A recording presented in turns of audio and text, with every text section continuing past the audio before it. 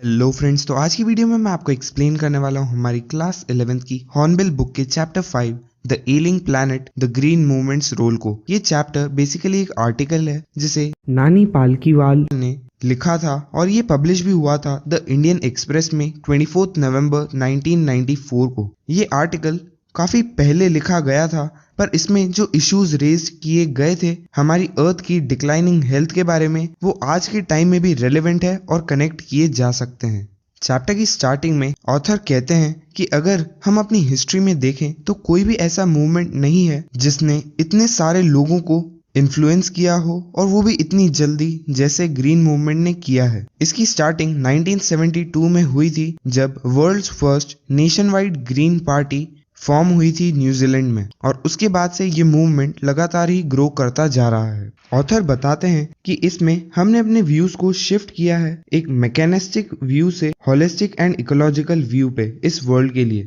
इसका मतलब है कि पहले जैसे कि जब इंडस्ट्रियल एज का टाइम था तब प्रोड्यूसर ज्यादा से ज्यादा रिसोर्सेज को एक्सप्लॉइट कर कर अपना प्रोडक्शन करते थे, जिनसे हमारी इन्वायरमेंट को काफी हार्म पहुंचता था और वो हमारी अर्थ को भी प्रोटेक्ट करने के लिए कोई ध्यान नहीं देते थे। पर अब हम एक होलिस्टिक और इकोलॉजिकल व्यू पे शिफ्ट हो रहे हैं जिसमें हम ध्यान रखते हैं कि हम इन्वायरमेंट को कोई नुकसान नहीं पहुंचाए और सारी चीजें एज ए बैलेंस वे में ग्रो करनी चाहिए। और ऑथर ये भी बताते हैं कि ये शिफ्ट हमारे ह्यूमन परसेप्शन में इतना रिवॉल्यूशनरी था, जैसे कि जब कोपरनिकस ने 16th सेंचुरी में मैनकाइंड को समझाया था कि जो अर्थ है और दूसरे प्लैनेट्स हैं वो सन के अराउंड रिवॉल्व करते हैं। इस मूवमेंट के कारण पहली बार ह्यूमन हिस्ट्री में एक वर्ल्ड वाइड कॉन्शियसनेस ग्रो कर रही है कि अर्थ भी एक लिविंग ऑर्गेनिज्म है और हम इस ऑर्गेनिज्म के पार्ट हैं, और इस ऑर्गेनिज्म के खुद की नीड्स हैं और कुछ वाइटल प्रोसेसेस हैं जिसे हमें रिस्पेक्ट करना चाहिए और प्रिजर्व करना चाहिए, क्योंकि हम भी इसके ही एक पार्ट हैं। और अगर हम इसे रिस्पेक्ट और प्रिजर्व नहीं करेंगे तो आखिरी में इसका बैड इफेक्ट हम पर भी आएगा। इसके बाद ऑथर ये भी बताते हैं कि जो अर्थ वाइटल साइंस है, मतलब जो अर्थ हमें साइन देती है दूसरी चीजों के द्वारा, उससे हमें ये भी पता चलता है कि जो हमारी अर्थ है उसकी कंडीशन एक पेशेंट की तरह है जिसकी हेल्थ लगातार डिक्लाइन होती जा रही है। और इसी के कारण हमें भी रियलाइज होने लगा है हमारे एथिकल ऑब्लिगेशंस, यानी जो सही चीजें हैं जो हमें फॉलो करनी चाहिए, कि हमें इस प्लैनेट को अच्छे से मैनेज करना चाहिए और हम ही रिस्पॉन्सिबल हैं अपनी फ्यूचर जनरेशंस को इस प्लैनेट को अच्छे से हैंडओवर करने के लिए। और इसी के बाद ऑथर बताते हैं कि वर्ल्ड कमीशन ने एनवायरनमेंट और डेवलपमेंट के लिए एक कॉन्सेप्ट को इंट्रोड्यूस किया था जो था सस्टेनेबल डेवलपमेंट, और इसे इन्होंने काफी पॉपुलराइज किया था 1987 में। इसका मतलब था development that meets the needs of the present without compromising the ability of future generations to meet their needs. मतलब हमें अपना ग्रोथ और डेवलपमेंट कुछ इस तरीके से करना चाहिए कि हम अभी अपनी सारी नीड्स को भी फुलफिल कर सकें, पर साथ ही में हम इन चीजों को करते हुए अपने रिसोर्सेज को इतना ज्यादा भी यूज न कर लें कि हमारी फ्यूचर जनरेशंस की नीड पूरी नहीं हो पाए। और हमें सिर्फ उतने ही रिसोर्सेज यूज करने चाहिए ताकि हमारी प्रेजेंट नीड्स भी पूरी हो जाए और हमारी फ्यूचर जनरेशंस को भी कॉम्प्रोमाइज न करना पड़े अपनी नीड्स को पूरा करने के लिए। इसके बाद ऑथर बताते हैं कि एक जू है लस्का ज़ाम्बिया में, जहां पर एक केज है और वहां पर एक नोटिस लिखा होता है जो था the world's most dangerous animal, और उस केज के अंदर एक मिरर पड़ा था और कोई एनिमल नहीं था, और उस मिरर में हमें अपनी ही इमेज दिखती है। ऑथर कहते हैं कि इस तरीके की एजेंसीज बहुत सारी कंट्रीज में है जो अवेयरनेस लाना चाहती है लोगों में कि अब जो मोस्ट डेंजरस एनिमल है, जो सबसे ज्यादा खतरनाक है हमारी अर्थ के लिए इस टाइम पर, वो हम ह्यूमंस ही हैं। और हमें डोमिनेटिंग तरीके से नहीं रहना चाहिए बल्कि हमें एक पार्टनरशिप में रहना चाहिए। मतलब हमें सारे रिसोर्सेज को डोमिनेट नहीं करना चाहिए बल्कि हमें अपने अर्थ के साथ पार्टनरशिप में रहना चाहिए जितने प्रॉपरली हम रिसोर्सेज को यूज कर सकें, और साथ ही में हमें अपनी अर्थ की इन्वायरमेंट को भी प्रोटेक्ट करना चाहिए।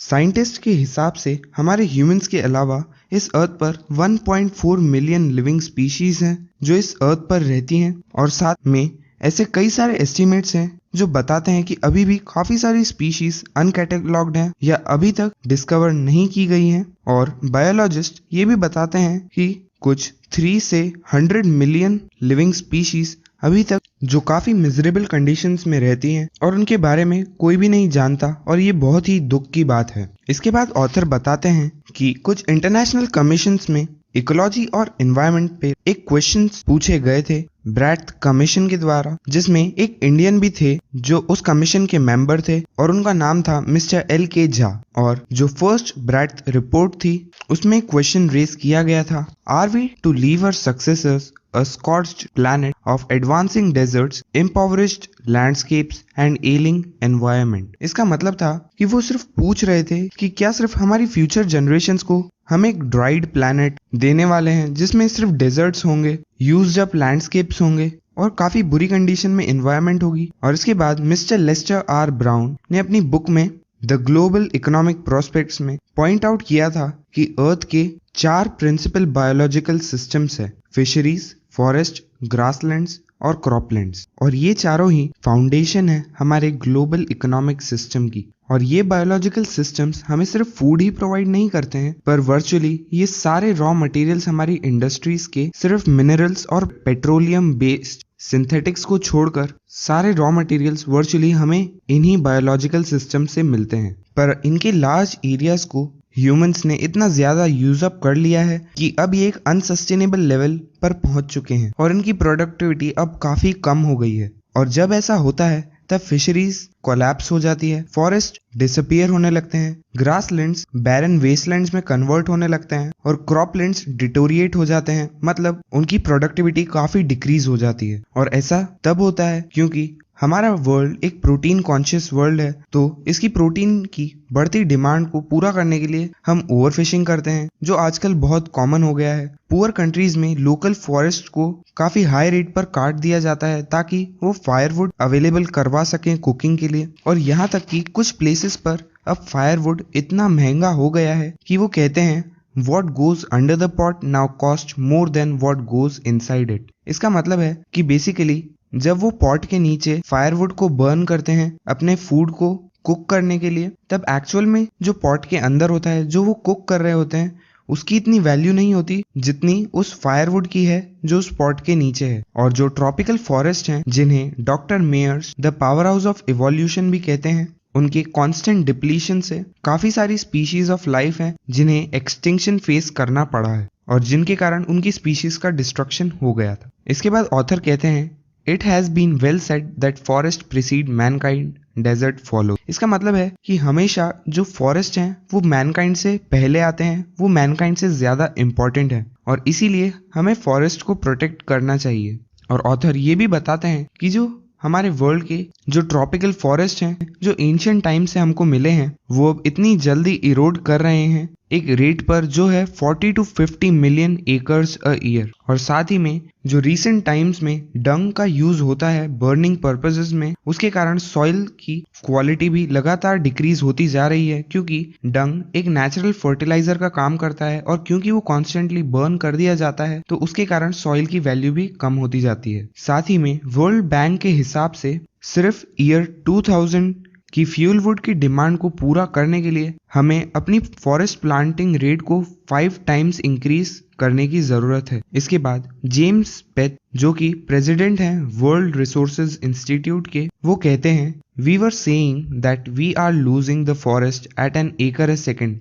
But it is much closer to an acre and a half to a second. इसका मतलब है वो कहना चाहते हैं कि हम अपने फॉरेस्ट का 1 एकड़ सिर्फ 1 सेकेंड की रेट पर ही लूज कर रहे हैं, बल्कि अब वो और इंक्रीज होकर 1.5 एकड़ सेकेंड पे आ गया है और इस रेट से हमारे फॉरेस्ट रिड्यूस होते जा रहे हैं। इसके बाद ऑथर बताते हैं कि हमारे इंडियन कॉन्स्टिट्यूशन के आर्टिकल 48A के हिसाब से the state shall endeavour to protect and improve the environment and to safeguard the forest and wildlife of the country. इसका मतलब है कि हम जो कंट्री के लोग हैं उन्हें एक सिंसियर अटेम्प्ट करना चाहिए ताकि हम अपनी एनवायरनमेंट को इम्प्रूव कर सकें और अपने फॉरेस्ट और वाइल्ड लाइफ को सेफ गार्ड कर सकें अपनी कंट्री में। पर ये काफी दुख की बात है कि हमारी कंट्री में सिर्फ लॉज तो बना दिए जाते हैं पर उन लॉज की कोई रिस्पेक्ट नहीं करता, कोई उन्हें फॉलो नहीं करता है। जिसमें ऑथर एक एग्जाम्पल देकर बताते हैं कि हमारे कॉन्स्टिट्यूशन में कहा गया है कि कास्टिज्म, अनटचेबिलिटी और बॉन्डेड लेबर अबॉलिश्ड है, इन्हें फॉलो नहीं किया जा सकता, पर फिर भी ये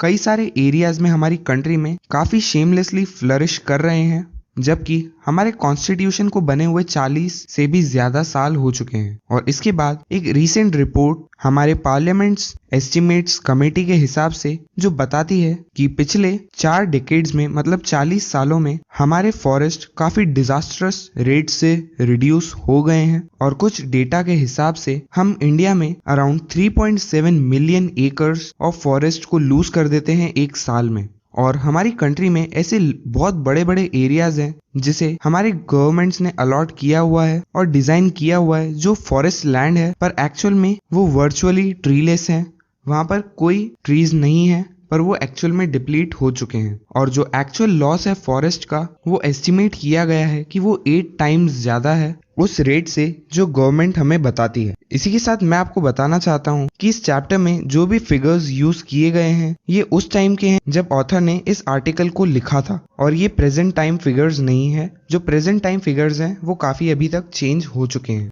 तो इसी के साथ खत्म होती है हमारी आज की वीडियो, और बचे हुए चैप्टर को हम नेक्स्ट वीडियो में कंटिन्यू करेंगे। तो अगर आपको ये वीडियो पसंद आई हो तो प्लीज इस वीडियो को लाइक करें, और अगर आप ऐसी ही वीडियोस को देखते रहना चाहते हैं तो इस चैनल को सब्सक्राइब करें। अब मैं आपसे